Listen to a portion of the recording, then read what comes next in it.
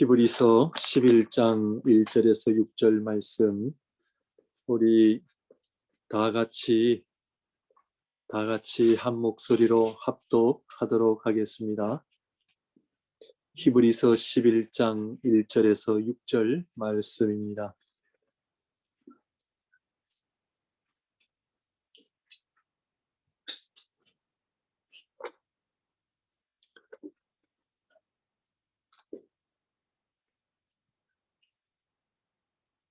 히브리서 11장 1절에서 6절 말씀 다 같이 읽습니다. 시작. 믿음은 바라는 것들의 실상이요 보이지 않는 것들의 증거니 선진들이 이로써 증거를 얻었느니라. 믿음으로 모든 세계가 하나님의 말씀으로 지어진 줄을 우리가 아나니 보이는 것은 나타난 것으로 말미암아 된 것이 아니니라. 믿음으로 아벨은 가인보다 더 나은 제사를 하나님께 드림으로 의로운 자라 하시는 증거를 얻었으니 하나님이 그 예물에 대하여 증언하심이라. 그가 죽었으나 그 믿음으로서 지금도 말하느니라. 믿음으로 에녹은 죽음을 보지 않고 옮겨졌으니 하나님이 그를 옮기심으로 다시 보이지 아니하였느니라. 그는 옮겨지기 전에 하나님을 기쁘시게 하는 자라 하는 증거를 받았느니라. 믿음이 없이는 하나님을 기쁘시게 하지 못하나니 하나님께 나아가는 자는 반드시 그가 계신 것과 또한 그가 자기를 찾는 자들에게 상 주시는 이심을 믿어야 할지니라. 아멘. 6절까지입니다. 네, 6절까지입니다.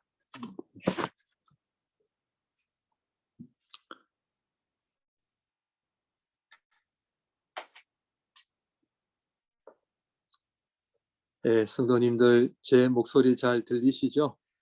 네.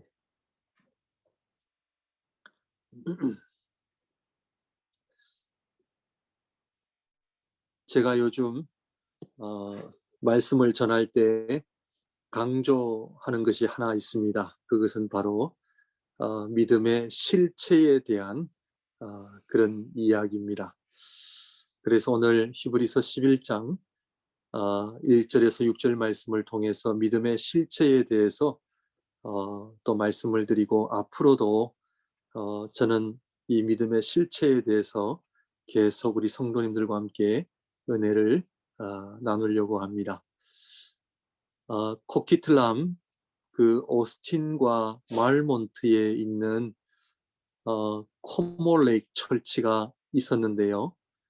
이 교회는 저도 전에 주님의 제자 교회 사역을 할 때도 그 후에입니다만 주님의 제자 교회에서 이 캐네디언 교회를 빌려서 쓰곤 했던 교회인데 지금은 교회 건물을 팔아서 아주 높은 빌딩이 들어서고 있습니다. 지금 북미는 교회 건물이 팔리고 있는 것이 유행이 되고 있습니다. 부동산 업체들이 교회 건물을 사서 지금 높은 빌딩을 세우는 그런 현실이 되고 있습니다. 왜 교회 건물을 팔까요? 그것은 바로 교인들이 줄어들고 있기 때문입니다. 우리 미국에 있는 한인 교회들도 건물이 있는 교회는 더 이상 교인들이 교회를 나오지 않아 부동산 업체를 통해 교회 건물을 팔고 있다는 소식도 듣고 있습니다. 그렇다면 왜 교인들이 교회를 떠나고 있습니까? 그것은 한마디로 신앙생활에 필요성을 더 이상 느끼지 못하기 때문입니다. 기도를 해도 기도 응답이 잘 이루어지는 것 같지도 않고 하나님의 사랑을 이야기하는데 교회 다니는 사람들이나 다니지 않는 사람들이나 별 차이가 없어 보이기도 합니다.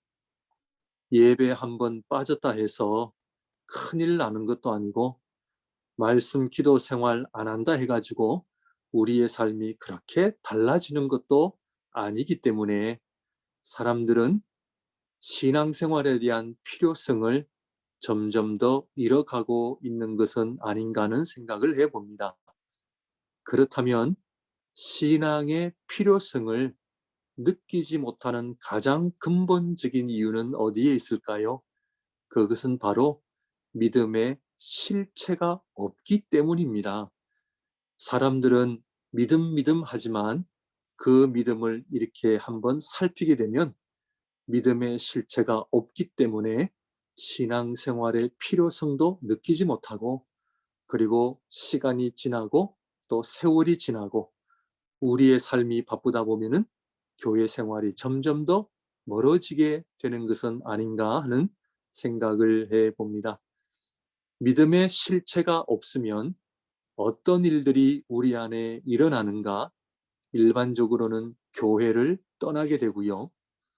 그리고 교회 안에 있는 분들이라 할지라도 믿음의 실체가 없을 때에 믿음의 실체를 만들어내는 유혹을 받게 됩니다.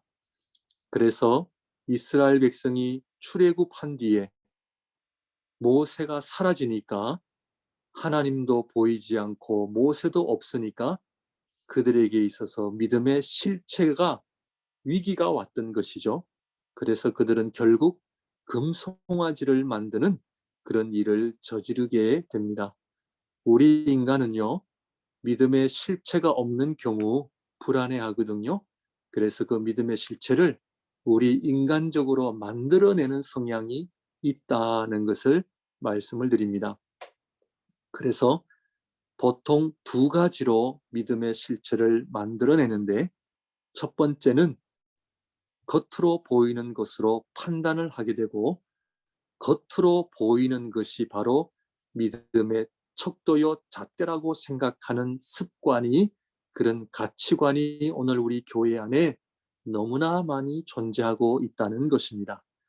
그래서 내가 믿음 생활 잘하면 성공을 하게 되고, 성공을 하지 못하면 이것은 믿음 생활을 잘하지 못하고 있다라고 하는 이러한 가치관이 우리 안에 있다라는 것입니다. 그래서 믿음의 실체가 성공이냐 아니냐에 따라서 우리가 복을 받았느냐 못 받았느냐에 따라서 우리의 믿음의 잣대가 정해진다라고 하는 것이죠.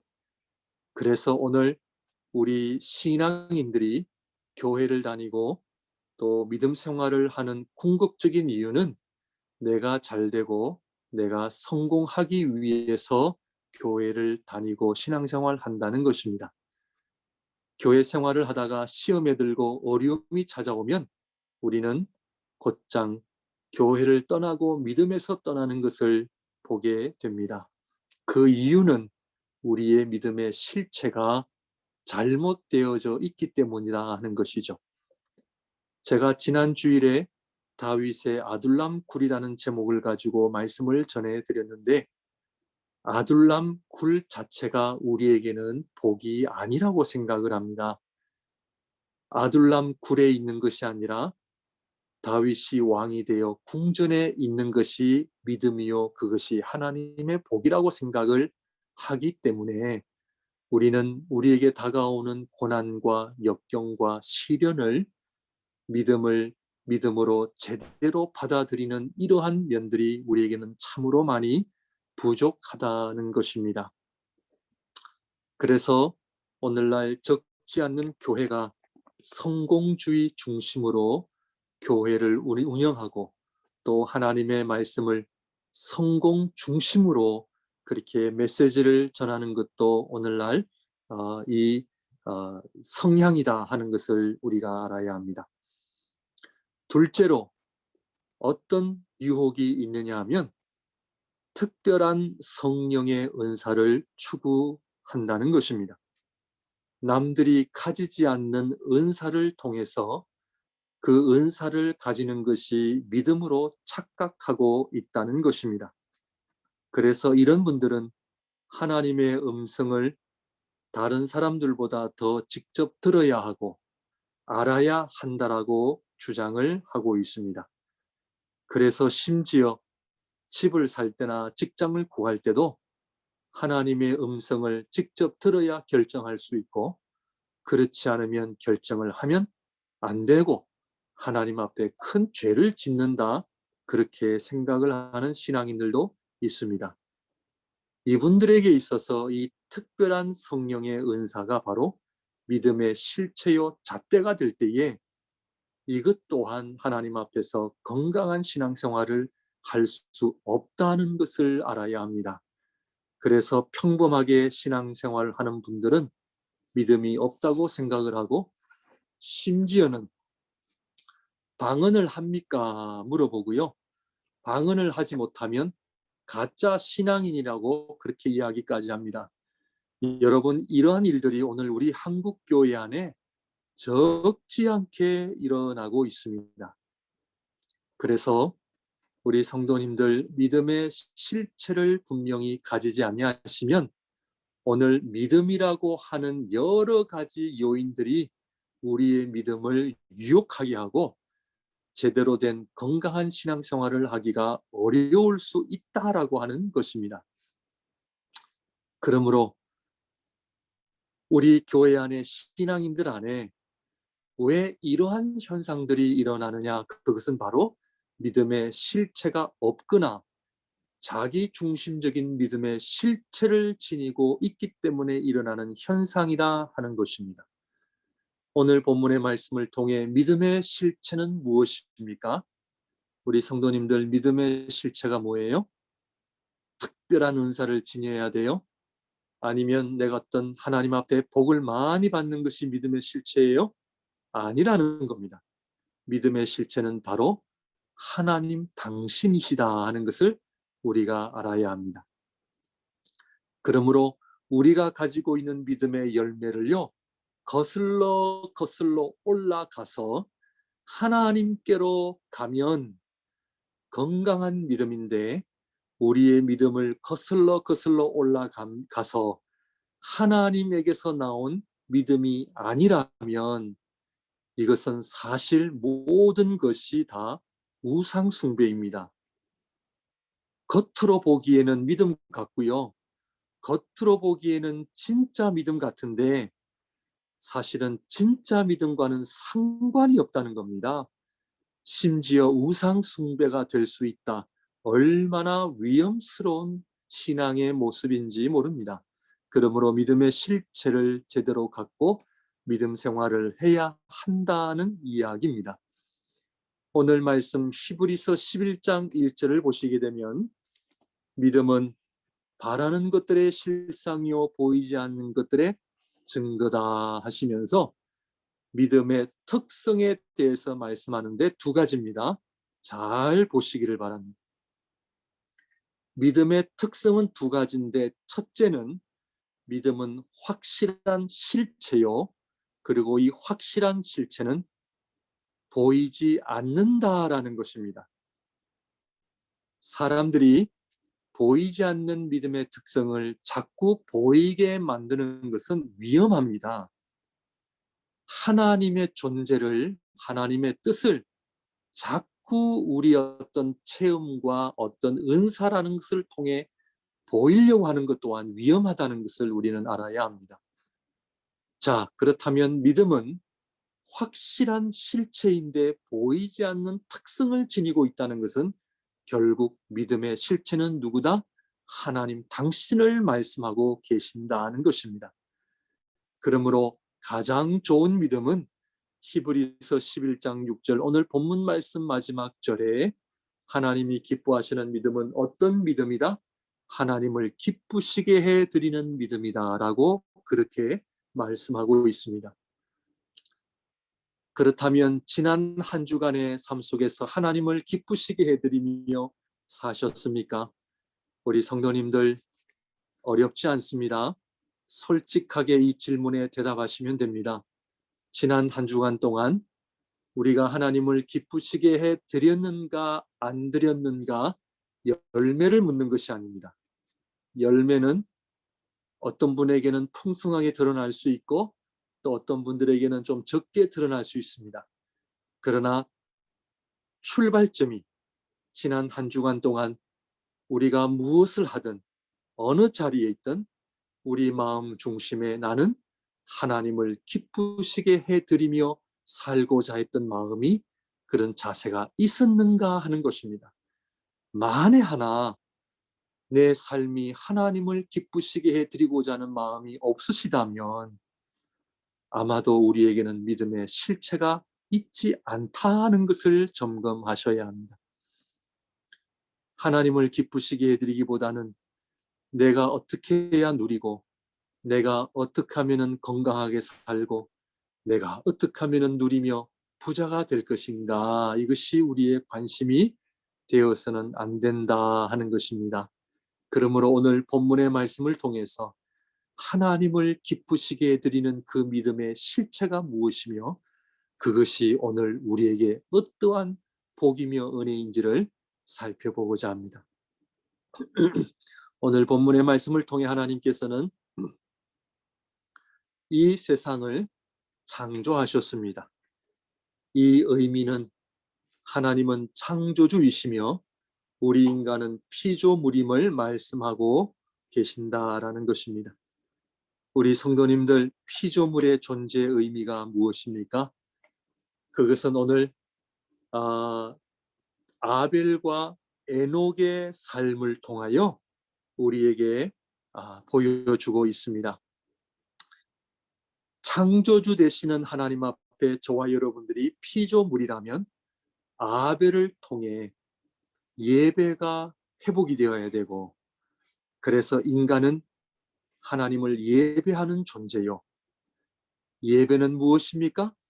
창조주 되시는 하나님 앞에 나오는 것이요, 그분을 나의 창조주로 인정하는 것이요, 결과는 창조주 되시는 하나님으로부터 오는 복을 받는 것이다 하는 것이고요. 에녹을 통해 우리 인간은 죽는 존재입니까? 아닙니까? 우리 인간은 하나님의 피조물이지만 죽음을 맛보지 않는 존재로 창조되었다 하는 것을 우리에게 보여줍니다. 왜냐하면 하나님으로부터 창조를 받았기 때문입니다. 이것이 얼마나 놀라운 고백이고 또 중요한 말씀인지 모릅니다. 우리가 피조물이라 하면은 하나님 앞에 종속되어져야 된다라고 하는 부정적인 생각을 가지고 계시는데요. 하나님으로부터 창조를 받았다고 하는 것은 우리가 영원한 존재로 지음을 받았다는 것을 알아야 합니다. 예배의 결과는 복이요, 그 복은 바로 영생이다 하는 것을 알아야 합니다. 하나님 앞에 나온다는 의미가 바로 우리는 하나님을 예배하는 정도가 우리는 영원한 존재임을 확인하는 자리가 바로 예배의 자리다 하는 것입니다. 왜냐하면 하나님께서 저희들에게 하나님의 생기를 불어넣어 주셨기 때문입니다. 그래서 우리가 예배를 통해 하나님을 찬양하며 감사하며 그분의 말씀을 들으며 기도하는 것입니다. 예배의 순서는 전부 다 영원성을 띠고 있는 거예요. 이것이 바로 예배의 은혜요 감격입니다. 하나님께로부터 오는 것은 다 영원한 것이기 때문입니다. 반대로 하나님께로부터 오지 않는 것은 다 죽음이요 사망입니다. 그러므로 우리 인간이 죽게 된 것은 바로 죄 때문이죠. 죄로 인해 하나님과 단절이 되고 예배가 사라지고 죽음이 우리를 지배하게 된 것입니다. 가인이 아벨을 죽였다는 것은 인간은 죄로 말미암아 아벨의 상징인 예배를 죽인 것과 같은 의미입니다. 이것은 에덴 동산에서 선악과를 먹은 행동, 이것이 바로 하나님을 부인하는 것이요, 하나님을 예배하는 것을 제거했던 것이죠. 내 스스로 하나님이 되리라 했던 것입니다. 예배가 사라지니 결국에는 영생도 사라지고 죽음으로부터 시작해서 안 좋은 것들이 다 우리에게 들어오기 시작한 것입니다.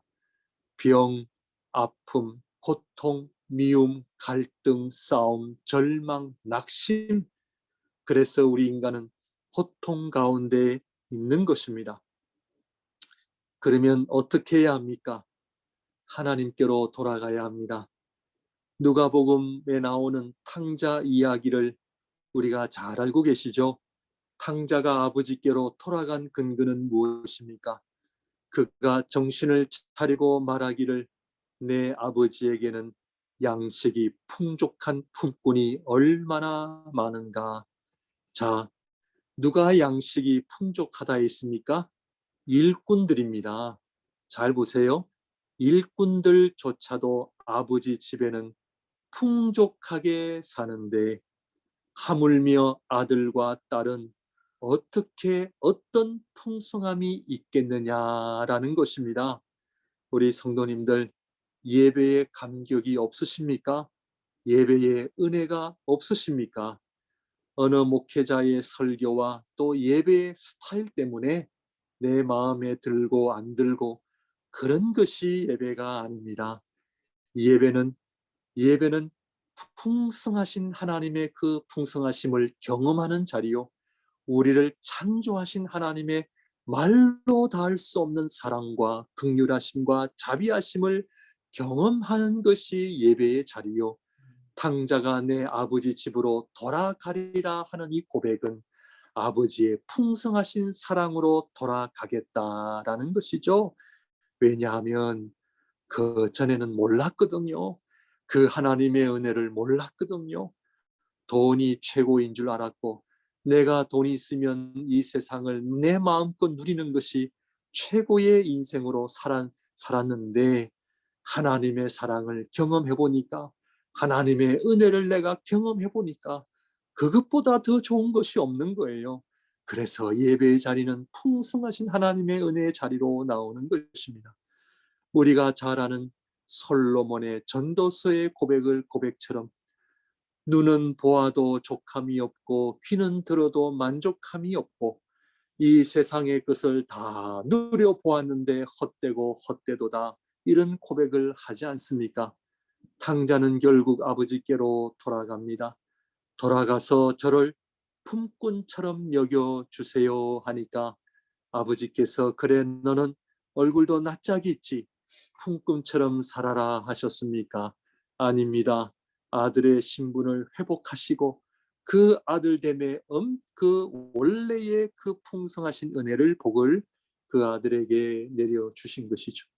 우리 성도님들, 하나님 아버지께로 돌아오시기를 바랍니다. 우리의 신앙생활이 형식적인 그런 자리에 머물러 있다면 하나님 아버지께로 정말 돌아오셔서 그 하나님의 사랑을 풍성하게 경험하시기를 바랍니다. 그런데 우리 스스로 아버지께로 갈 수 있습니까? 없습니까? 우리 스스로 갈 수 없습니다. 그래서 우리에게는 중보자가 필요한 것이죠. 본문에 나타난 아벨의 예배를 보면은 특징이 하나 있죠. 그것은 바로 맨손으로 예배를 하나님 앞에 드린 것이 아니라 하나님 앞에 가져온 것이 하나 있습니다. 그것은 바로 제사입니다. 제사.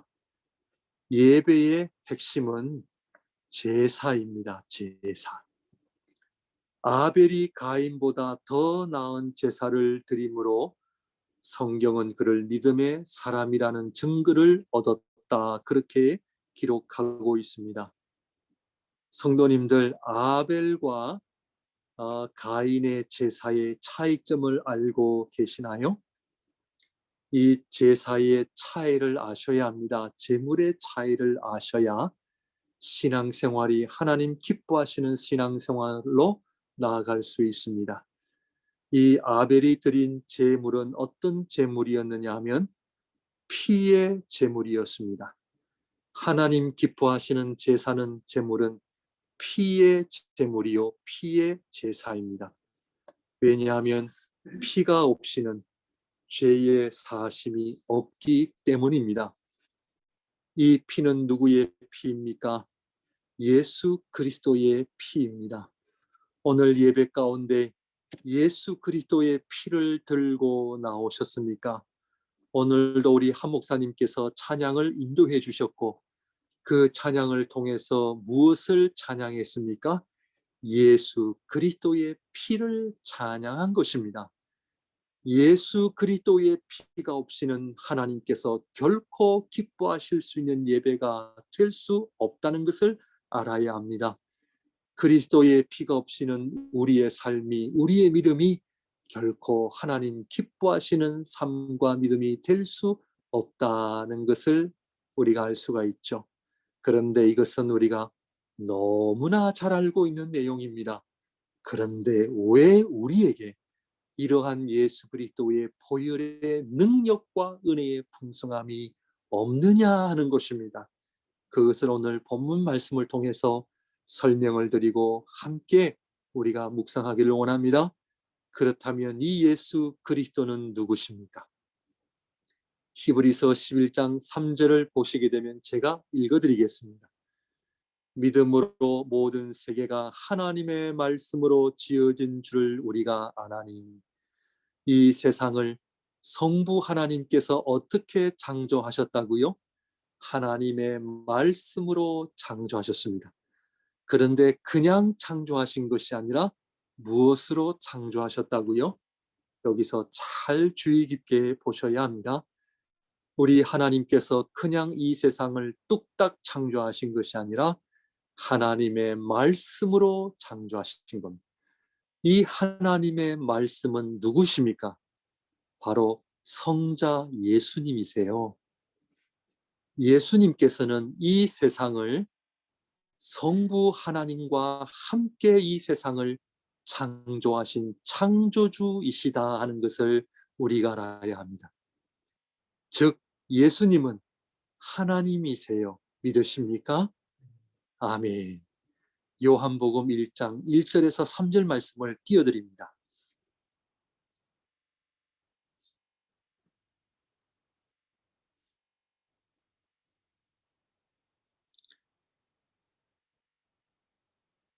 요한복음 1장 1절 3절을 잘 보시게 되면 태초에 말씀이 계시니라 이 말씀이 하나님과 함께 계셨으니 이 말씀은 곧 하나님이시라 그가 태초에 하나님과 함께 계셨고 만물이 그로 말미암아 지은 바 되었으니 지은 것이 하나도 그가 없이는 된 것이 없느니라. 자, 이 말씀을 잘 보시면 성부 하나님께서 하나님 말씀으로 이 세상을 창조하셨다는 것은 성부 하나님께서만이 아니라 성자 예수님께서도 창조주로서 창조하시다는 말씀이신데요. 이 의미는 성부 하나님께서는 창조주로서 창조하시고 성자 예수님께서는 구원자로서 이 세상을 창조하셨다는 의미입니다. 이 사실이 왜 그렇게 중요합니까? 이 사실이 그렇게 중요한 것은 이 세상을 창조하신 하나님께서만이 우리의 죄를 완전히 사해 주실 수 있으시기 때문에 우리의 죄를 사해 주시는 유일한 구원자는 오직 성자 예수님밖에 없으시다 하는 것입니다. 예, 목사님 다시 한번 우리 또 스크린을 또 컴백해 주시고 그러므로 하나님께서 이 세상을 창조하실 때에 우리 구원자 예수님께서도 함께 창조하심으로 저와 여러분들을 그리스도 안에서 새롭게 죄로 말미암아 하나님 앞에 나올 수 없는 저와 여러분들을 다시 새롭게 창조하신 사건이 일어났다는 것입니다. 그래서 예수 그리스도의 피는 누구의 피예요? 하나님의 피예요.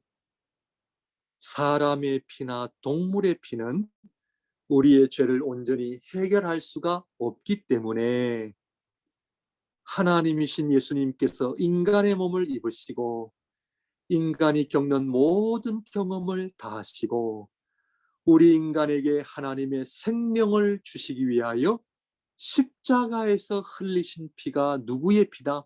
하나님의 피예요. 그러므로 예수님의 십자가에서의 죽으심은 하나님 아들로서의 죽으심이에요.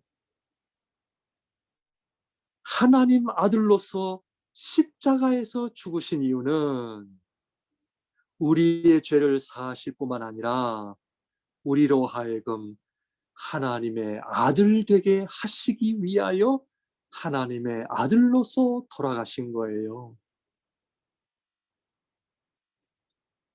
그러므로 예수 그리스도의 십자가의 피는 우리가 하나님 앞에 피조물로서뿐만 아니라 하나님의 아들과 딸이 되게 하시는 놀라운 하나님의 구속 사역이시다 하는 것을 우리가 알아야 됩니다.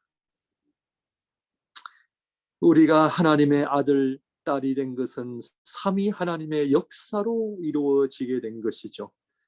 성부 하나님의 사랑하심과 성자 예수님의 구속 사역과 성령 하나님의 역사로 말미암아 우리가 하나님의 아들과 딸이 된 것이다 하는 것이죠. 그래서 믿음의 실체는 누구다? 하나님이세요. 이 말은 우리의 모든 삶의 중심은 바로 하나님이시다 하는 것이. 우리의 기쁨, 우리의 가치관, 우리의 자랑, 우리의 행복 다 하나님께로부터 나와야 돼요. 그러므로 하나님의 자녀가 된 우리가 아벨과 에녹을 통해 두 가지를 기본적으로 해결하고 살아야 됩니다.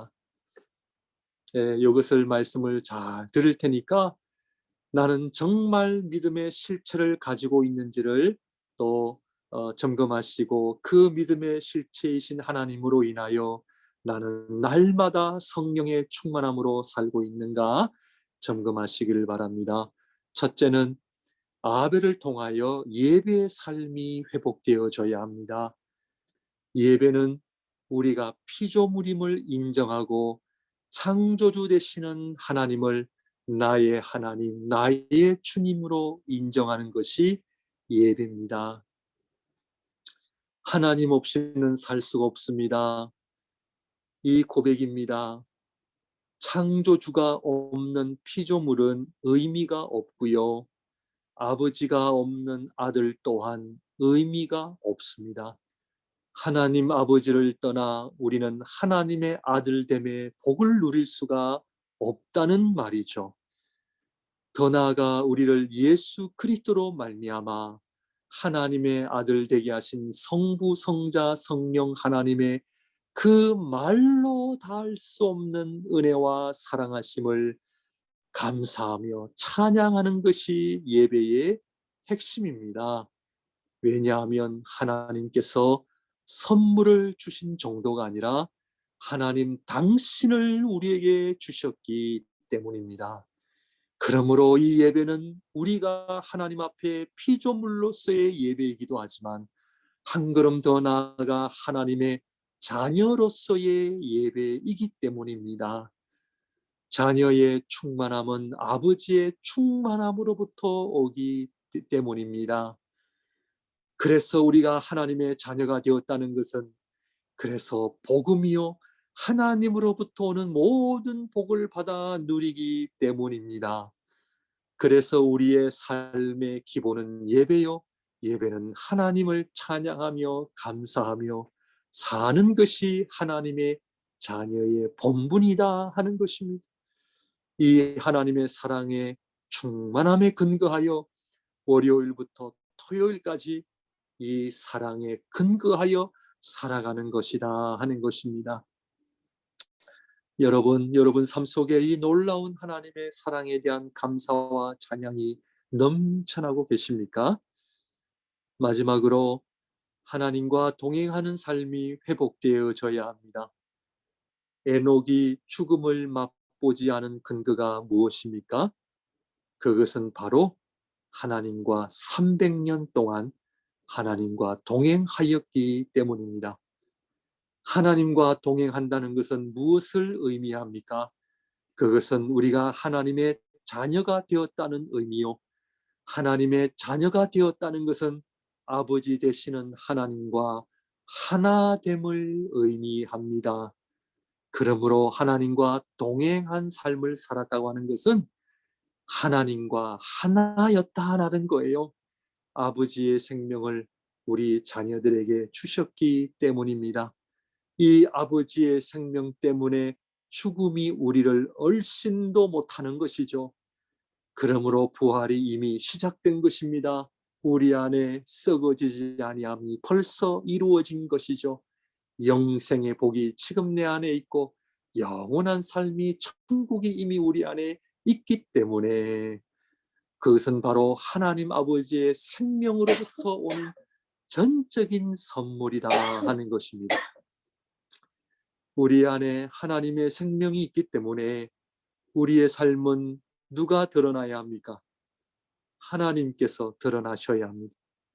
하나님과 동행한다는 또 다른 의미는 내가 원하는 것을 하나님께서 다 주신다 정도가 아니라 하나님께서 나를 통해 드러나시는 것을 의미합니다. 이것은 놀라운 은혜죠. 내가 가장 연약할 때 하나님의 강하심이 되어주시고 내가 가장 부족할 때 하나님의 온전하심이 되어주시고 내가 무지하고 어리석을 때 하나님께서는 우리의 지혜가 되어주시고 우리가 가난할 때 하나님께서 우리의 부유함이 되어주시고 우리가 낙심하고 절망할 때 하나님께서는 우리의 소망과 능력이 되어주시고 우리가 고통 가운데 있을 때에 하나님께서는 우리의 구원자가 되어주시고 치유자가 되어주시기 때문입니다.